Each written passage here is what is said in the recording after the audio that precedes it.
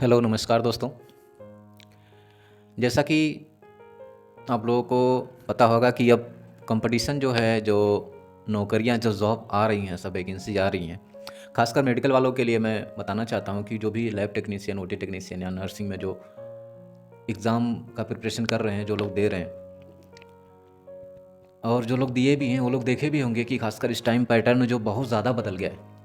बहुत ज़्यादा बदलने का मतलब ये है कि पहले क्या था कि पहले एग्ज़ाम में क्या होता था कि कम से कम क्या होता, 100 मान के चलो 100 क्वेश्चन होता था। 100 क्वेश्चन में 80 नंबर, 80 क्वेश्चन मेडिकल से होता था, 20 क्वेश्चन जनरल वाले ये सब मिला के होता था। लेकिन अब क्या पॉलिसी आ गई है गवर्नमेंट की कि आपको 50-50 कर दिया है। 50 का मतलब है कि 50 आपका जनरल अवेयरनेस, मैथ, रीजनिंग और इसके बाद क्या नाम है, करंट अफेयर, ये सब मिला के 50 कर दिया है, 50 कर दिया है। और 50 क्या है, मेडिकल से कर दिया है। जिसमें क्या है कि अब जो कंपटीशन बहुत ज़्यादा टाइट हो गया है, बहुत ज़्यादा हार्ड हो गया है। हार्ड होने का कारण यही है कि जैसे मेडिकल में है, जो लोग मेडिकल से रिलेटेड हैं, उनके पास अगर अनुभव भी है तो उन्हें क्या है, मेडिकल की चीज़ें कितना भी आए तो वो अपना आराम से निकाल सकता है, कर सकता है। लेकिन सबसे बड़ी समस्या यहाँ आके रुकता है कि जैसे मान के चलिए कि मैथ हो गया। मैथ जो लोग प्रिपरेशन नहीं कर रहे हैं, जैसे मैथ हो गया, मैथ आ जाता है। बीच में एग्ज़ाम एक दिया था, मैं एम्स का दिया था, तो उसमें क्या नाम है कि उसमें मैथ भी दे दिया था। और मैथ भी मान के चल 12th के बेस पे ही मैथ दिया था, बहुत ज़्यादा हार्ड नहीं था। लेकिन क्या है कि जो लोग प्रिपरेशन नहीं किए होंगे, जो लोग प्रिपरेशन नहीं करेंगे, उन लोगों के लिए बहुत ही मुश्किल हो जाएगा अब कंपटीशन को फाइट करना। ठीक है, कंपटीशन को क्लियर करने के लिए अब क्या है कि बहुत ज़्यादा डिफ़िकल्ट होगा।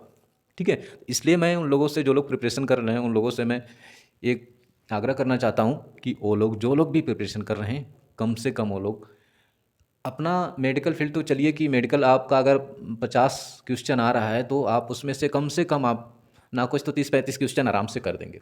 जिनके पास अनुभव होगा, जिनके पास जो पढ़े होंगे, वो आराम से कर देंगे।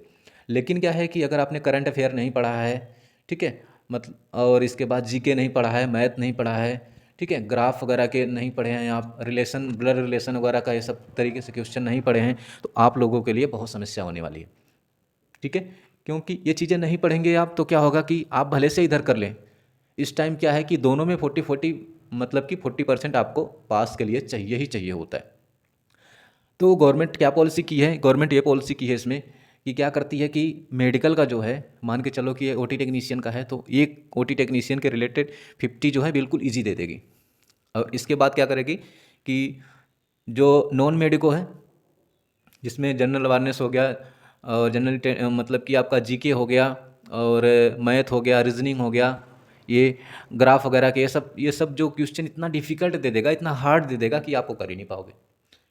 इसलिए अब के कंपटीशन में अपना मैं तो यही चाहता हूँ कि अपना मेडिकल थोड़ा से एक तरीके से कम पढ़िए।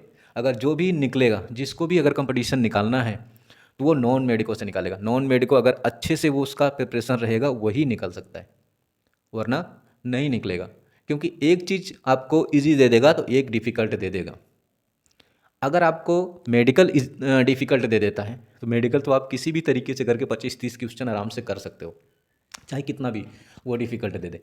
लेकिन अगर आपका नॉन मेडिको अगर डिफ़िकल्ट दे देगा, तो आप नहीं कर सकते। ज़्यादा से ज़्यादा अभी एम्स, जो हमने एक एम्स दिल्ली का एग्ज़ाम दिया था, उस एम्स में क्या था कि उसमें कोई भी अपने आप को बहुत बनता था, तो 20 से 25 नंबर लाना बहुत मुश्किल था। 20 से 25 क्वेश्चन करना बहुत मुश्किल था। इस रिगार्डिंग वो क्वेश्चन डाला था उसमें।